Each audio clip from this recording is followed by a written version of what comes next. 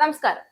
പശ്ചിമേഷ്യ വീണ്ടും യുദ്ധത്തിന്റെ വക്കിൽ നിൽക്കുകയാണ്. അമേരിക്ക മുന്നോട്ട് വെച്ച പുതിയ സമാധാന സുരക്ഷാ നിർദ്ദേശങ്ങൾ ഇറാൻ തള്ളിക്കളയുകയോ ശക്തമായ എതിർപ്പോടെ സമീപിക്കുകയോ ചെയ്യുന്ന സാഹചര്യത്തിൽ ലോകം മുഴുവൻ വീണ്ടും ഹോർമുസ് കടലിടുക്കിലേക്കാണ് ഉറ്റുനോക്കുന്നത്.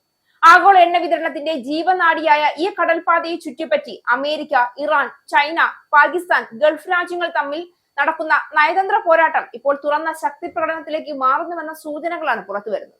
ഇതിനിടയിൽ യുദ്ധം അവസാനിപ്പിക്കാൻ US ഇറാന് 5 നിർദ്ദേശങ്ങൾ നൽകിയതായും റിപ്പോർട്ടുകളുണ്ട്. ഇറാന്റെ യുറേനിയം ശേഖരം US-ലേക്ക് മാറ്റുന്നതടക്കമുള്ള 5 നിർദ്ദേശങ്ങളാണ് നൽകിയവയിലുള്ളത്. US-ന്റെ ഉപരോധങ്ങളെയും നയങ്ങളെയും തുടർന്ന് ഇറാൻ ഉണ്ടായ നഷ്ടങ്ങൾക്ക് നഷ്ടപരിഹാരം നൽകാൻ US വിസമ്മതിച്ചെന്നും ഇറാന്റെ അർദ്ധ ഔദ്യോഗിക വാർത്താ ഏജൻസിയായ ഫാർസ് ആണ് റിപ്പോർട്ട് ചെയ്തത്. ഇറാന്റെ പക്കലുള്ള 400 കിലോയോളം സമ്പുഷ്ട യുറേനിയം അമേരിക്കയ്ക്ക് കൈമാറണം. ഇറാന്റെ ഒരു ആണവ കേന്ദ്രം മാത്രമേ പ്രവർത്തിക്കാൻ പാടുള്ളൂ. ഇറാന്റെ മരവിപ്പിച്ച ആസ്തികളുടെ 25% വിട്ടു നൽകില്ല.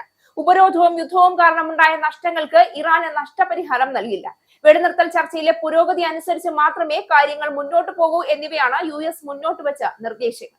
എന്നാൽ US-ന്റെ നിർദ്ദേശങ്ങളോട് തണുത്ത പ്രതികരണം നടത്തിയ ഇറാൻ ചർച്ചയ്ക്ക് മുന്നോടിയായി US-നോടും 5 നിബന്ധനകൾ മുന്നോട്ട് വെച്ചു എന്ന് ഫാർസിന്റെ റിപ്പോർട്ടിൽ പറയുന്നുണ്ട്.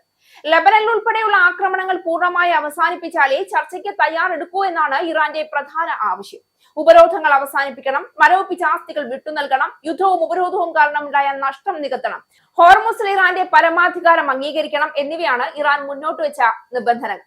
ഇത് പാകിസ്ഥാൻ മുഖാന്തരം US-ന് ഇറാൻ കൈമാറി. ഈ നിർദ്ദേശങ്ങളുടെ ആധികാരികത പരിശോധിക്കുമ്പോൾ ആദ്യം ഉയരുന്ന ചോദ്യം, അമേരിക്ക യഥാർത്ഥത്തിൽ സമാധാനത്തിനാണോ ശ്രമിക്കുന്നത്, അതോ പശ്ചിമേഷ്യയിലെ തങ്ങളുടെ തന്ത്രപ്രധാനമായ ആധിപത്യം വീണ്ടും ഉറപ്പിക്കാനാണോ ശ്രമിക്കുന്നത് എന്നുള്ളതാണ്. ഹോർമുസ് കടലിടുക്ക് തുറന്നു നൽകണമെന്ന ആവശ്യം കേൾക്കുമ്പോൾ അത് ആഗോള സാമ്പത്തിക സ്ഥിരതയ്ക്കായുള്ള നീക്കമാണ് എന്ന് തോന്നാം. എന്നാൽ അതിന്റെ പിന്നിൽ അമേരിക്കയുടെ എണ്ണ രാഷ്ട്രീയവും സൈനിക സാന്നിധ്യവും വലിയ പങ്കുവഹിക്കുന്നുണ്ട് എന്ന വിലയിരുത്തലും ശക്തമാണ്. ലോകത്തിലെ വലിയ എണ്ണ കമ്പനികളുടെയും അമേരിക്കൻ പ്രതിരോധ വ്യവസായത്തിന്റെയും സമ്മർദ്ദം ട്രംപ് ഭരണകൂടത്തിന് മേലുണ്ട് എന്നാണ് പല അന്താരാഷ്ട്ര നിരീക്ഷകരും ചൂണ്ടിക്കാണിക്കുന്നത്. ഇറാനെ സംബന്ധിച്ചിടത്തോളം അമേരിക്കയുടെ നിർദ്ദേശങ്ങൾ അംഗീകരിക്കുന്നത് രാഷ്ട്രീയമായും സൈനികമായും വലിയ തിരിച്ചടിയാകും. പതിറ്റാണ്ടുകളായി അമേരിക്കൻ ഉപരോധങ്ങൾക്കും സമ്മർദ്ദങ്ങൾക്കുമെതിരെ പ്രതിരോധത്തിന്റെ രാഷ്ട്രീയം ഉയർത്തിക്കാട്ടിയാണ് ടെഹ്റാൻ ആഭ്യന്തര പിന്തുണ ഉറപ്പിച്ചിരിക്കുന്നത്.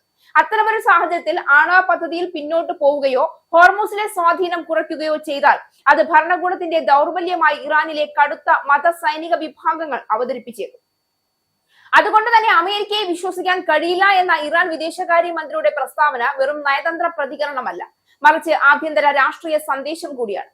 ഇതിന്റെ പിന്നിലെ ഗൂഢാലോചന സിദ്ധാന്തങ്ങളും ഇപ്പോൾ ശക്തമായി ഉയരുന്നുണ്ട്.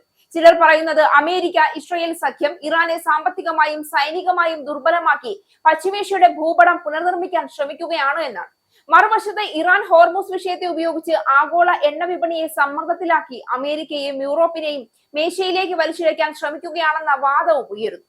പാകിസ്ഥാൻ മധ്യസ്ഥനായി രംഗത്തുണ്ട് എങ്കിലും ചൈനയുടെ നിശബ്ദ പിന്തുണ ഇല്ലാതാക്കി ഇറാൻ ഇത്തരമൊരു കടുത്ത നിലപാട് സ്വീകരിക്കില്ല എന്നാണ് അമേരിക്കൻ നിരീക്ഷകരുടെ വിലയിരുത്തൽ.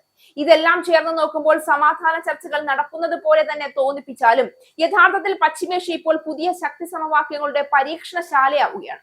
നയതന്ത്രത്തിന്റെ മറവിൽ സൈനിക സമ്മർദ്ദവും സാമ്പത്തിക നിയന്ത്രണവും ആഗോള ശക്തികളുടെ താല്പര്യങ്ങളും ഏറ്റുമുട്ടുന്ന ഈ പ്രതിസന്ധി ചെറിയൊരു പിഴവുകൊണ്ട് പോലും വലിയ യുദ്ധത്തിലേക്ക് വഴിമാറാൻ സാധ്യതയുള്ള അതീവ സങ്കീർണ ഘട്ടത്തിലൂടെയാണ് കടന്നുപോകുന്നത്.